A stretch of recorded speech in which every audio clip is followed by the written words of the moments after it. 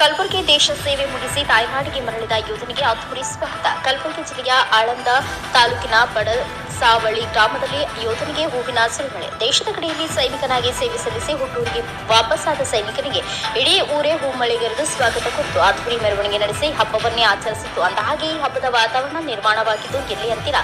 ಈ ಸ್ಟೋರಿ ನೋಡಿ. ಎಲ್ಲೆಂದರಲ್ಲಿ ರಾರಾಜಿಸುತ್ತಿರುವ ತ್ರಿವರ್ಣ ಧ್ವಜಗಳು, ಒಂದೇ ಮಾತರಂ ಎಂದು ಘೋಷಣೆ ಕೂಗುತ್ತಿರುವ ಯುವಕರು, ತೆರೆದ ವಾಹನದಲ್ಲಿ ಜನರತ್ತ ಕೈ ಬೀಸುತ್ತಿರುವ ವೀರಯೋಧ. ಈ ಎಲ್ಲ ದೃಶ್ಯಗಳು ಕಂಡು ಬಂದಿದ್ದು ಕಲಬುರಗಿ ಜಿಲ್ಲೆಯ ಆಳಂದ ತಾಲೂಕಿನ ಬಡಸಾವಳಿ ಗ್ರಾಮದಲ್ಲಿ.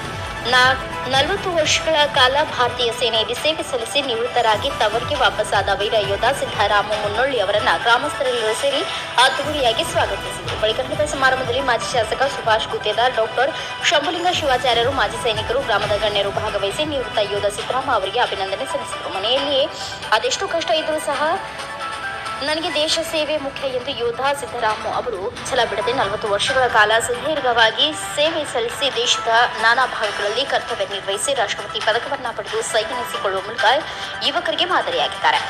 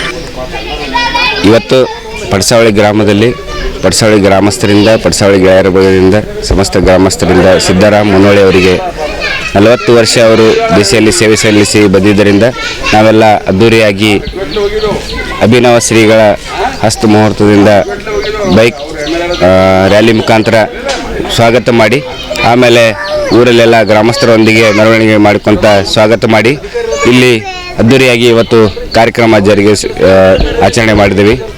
ಇದಕ್ಕೆ ತಾವೆಲ್ಲ ಊರಿನ ಗ್ರಾಮಸ್ಥರು ಹಾಗೂ ಗೆಳೆಯರ ಬಳಗ ಇನ್ನಿತರ ಗ್ರಾಮಸ್ಥರೆಲ್ಲ ಬಂದು ಹರಿಸಿದರು.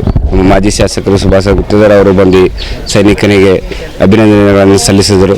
ಈ ಸಂದರ್ಭದಲ್ಲಿ ಈ ಕಾರ್ಯಕ್ರಮಕ್ಕಾಗಿ ಶ್ರಮಪಟ್ಟಿದ್ದಂಥ ಎಲ್ಲರಿಗೂ ಹಾಗೂ ಪತ್ರಕರ್ತರಿಗೂ ಎಲ್ಲ ಬಂಧುಗಳಿಗೂ ನನ್ನ ಅಭಿನಂದನೆಗಳನ್ನು ಸಲ್ಲಿಸ್ತೀನಿ.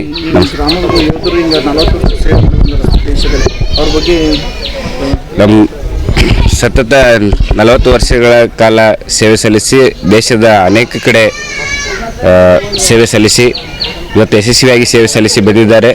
ಒಂದು ರಾಷ್ಟ್ರಪತಿ ಅವಾರ್ಡ್ ಮತ್ತು ಯಾವುದೇ ಒಂದು ಪನಿಷ್ಮೆಂಟ್ ಆಗದೆ ಯಶಸ್ವಿಯಾಗಿ ಸೇವೆ ಸಲ್ಲಿಸಿದ್ದಾರೆ. ಇದು ನಮಗೆ ಹೆಮ್ಮೆಯ ವಿಷಯ. ನಮಗೆಲ್ಲ ಅವರ ಪ್ರೇರಣೆ ಅಂತ ಹೇಳಿದ್ರೆ ಏನು ತಪ್ಪಾಗಲ್ಲ ಅಂತ ನಾನು ಈ ಸಂದರ್ಭದಲ್ಲಿ ಹೇಳಕ್ಕೆ ಇಷ್ಟಪಡ್ತೇನೆ. ನನ್ನ ಹೆಸರು ಮಹೇಶ್, ನಾನು ಸಿದ್ದರಾಮ ಮುನ್ನೊಳ್ಳಿ ಅವರ ಅಣ್ಣನ ಮಗ. ನಮಸ್ಕಾರ. ಇವತ್ತಿನ ಈ ಸಮಾರಂಭವನ್ನು ನೋಡಿ ನನಗೆ ಮಾತೆ ಬರಂತೆ ಆಗಿದೆ. ಏಕೆಂದರೆ ನಿಮ್ಮೆಲ್ಲ ದೇಶ ಪ್ರೇಮ ಕಂಡು ನಾನು ಮೂಕಸ್ಮೃತನಾಗಿರುತ್ತೇನೆ. ನಿಮ್ಮ ಈ ದೇಶ ಪ್ರೇಮ ನಾನು ಮನೆ ಬಿಟ್ಟು ದೇಶ ಸೇವೆ ಮಾಡಬೇಕಿಂತ ಹೆಚ್ಚು ಅಂದರೆ ಅಸಹ್ಯವಾಗಲಿಕ್ಕಿಲ್ಲ. ನಿಮ್ಮ ಈ ಮಾತೃ ಸೇವೆ ನನ್ನ 39 ವರ್ಷದ ನೋವು ದೂರ ಮಾಡಿದೆ.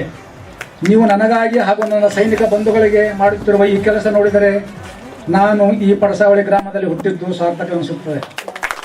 ತಮ್ಮ ಈ ಅಮೋಘ ಕಾರ್ಯಕ್ರಮ ನನ್ನ ದೇಶದ ಆಸ್ತಿಯಾದ ಯುವಕ ಯುವತಿಯರಿಗೆ ಸೇನೆಗೆ ಸೇರಿ ದೇಶ ಸೇವೆ ಸಲ್ಲಿಸಲು ಸ್ಫೂರ್ತಿ ತುಂಬುವಂತೆ ಎಂದರೆ ತಪ್ಪಾಗಿರಲಿಲ್ಲ. ಬಂಧುಗಳೇ, ನಾನು ನಿಮ್ಮೆಲ್ಲರನ್ನು ನನ್ನ ಕುಟುಂಬವನ್ನು ಆಗಲಿ ದೇಶ ಸೇವೆ ಮಾಡಬೇಕಾದರೆ ನಿಮ್ಮ ಈ ಪ್ರೀತಿ ವಾತ್ಸಲ್ಯವೇ ಕಾರಣ. ಬಂಧುಗಳೇ, ನಾನು ನನ್ನ ಸೇವೆ ಮಾಡಬೇಕಾದರೆ ಕೆಲವು ಘಟನೆಗಳು ನೆನಪಿ ಬರುತ್ತವೆ. ಸಮಯದ ಅಭಾವ ಕಾರಣ ನಾನು ಸಂಕ್ಷಿಪ್ತದಲ್ಲಿ ಹೇಳುವೆನು. ನಾನು 2007ರಲ್ಲಿ ಆಸಾಮದಲ್ಲಿ ಡ್ಯೂಟಿಲಿದ್ದಾಗ ನನಗೊಂದು ಇನ್ಸಿಡೆಂಟ್ ಆಯಿತು. ನಾನು ಬಚಾವಾಗಿ ಬಂದದ್ದೇ ದೊಡ್ಡ ಮಾತು. ಇನ್ನೊಂದು ಅಂದರೆ, ನನ್ನ ಜೀವನದಲ್ಲಿ 2010ರಲ್ಲಿ ನನ್ನ ಧರ್ಮಪತ್ನಿ ತೀರಿಕೊಂಡಾಗ ನನ್ನ ತಂದೆ ಹಾಗೂ ನನ್ನ ಸಂಪೂರ್ಣ ಪರಿವಾರ ನನಗೆ ಹಾಗೂ ನನ್ನ ಮಕ್ಕಳಿಗೆ ಆಧಾರ ಸ್ತಂಭವಾಗಿ, ಅದರಲ್ಲಿ ನನ್ನ ಅಣ್ಣ ಅತ್ತಿಗೆಯವರು ಪಟ್ಟ ಪರಿಶ್ರಮ ಅಷ್ಟಿಷ್ಟಲ್ಲ. ಈ ವಿಷಯ ತಮಗೆಲ್ಲ ಗೊತ್ತಿದೆ. ಈ ವಿಷಯ ತಾವೆಲ್ಲರೂ ಗೊತ್ತಿದೆ. ಅದರಂತೆ ನನ್ನ ಅತ್ತೆಯವರಾದ ಶ್ರೀಮತಿ ಮಹಾನಂದ ಮೇತ್ರೆ ಅಕ್ಕಲಕೋಟ್ ಅವರು ಕೂಡ ನನ್ನನ್ನು ಕಷ್ಟ ಸಮಯದಲ್ಲಿ ಸಂಪೂರ್ಣ ಬೆಂಬಲಿಸಿದ್ದಾರೆ. ಇವರೆಲ್ಲರಿಗೂ ನನ್ನ ಹೃತ್ಪೂರ್ವಕ ಧನ್ಯಗಳು. ಏನೇ ಇರಲಿ ಬಂಧುಗಳೇ, ಇಂದಿನ ಈ ಅಭೂತಪೂರ್ವ ಕಾರ್ಯಕ್ರಮ ನೆರವೇರಿಸಿ ನಿವೃತ್ತನಾಗಿ ಬಂದ ನನ್ನ ಒಂದು ದೇಶದ ಆಸ್ತಿ ಎಂದು ಹೃತ್ಪೂರ್ವಕ ಗೌರವಿಸಿ ದೇಶದ ಘನತೆ ಹೆಚ್ಚು ಮಾಡಿರುವಿರಿ. ಅದರಂತೆ ಈ ಕಾರ್ಯಕ್ರಮ ನೆರವೇರಲು ಪ್ರತ್ಯಕ್ಷವಾಗಿ ಹಾಗೂ ಪರೋಕ್ಷವಾಗಿ ಹಗಲಿರುಳು ಶ್ರಮಿಸಿದ ಎಲ್ಲರಿಗೂ ನನ್ನ ಹೃತ್ಪೂರ್ವಕ ವಂದನೆಗಳು.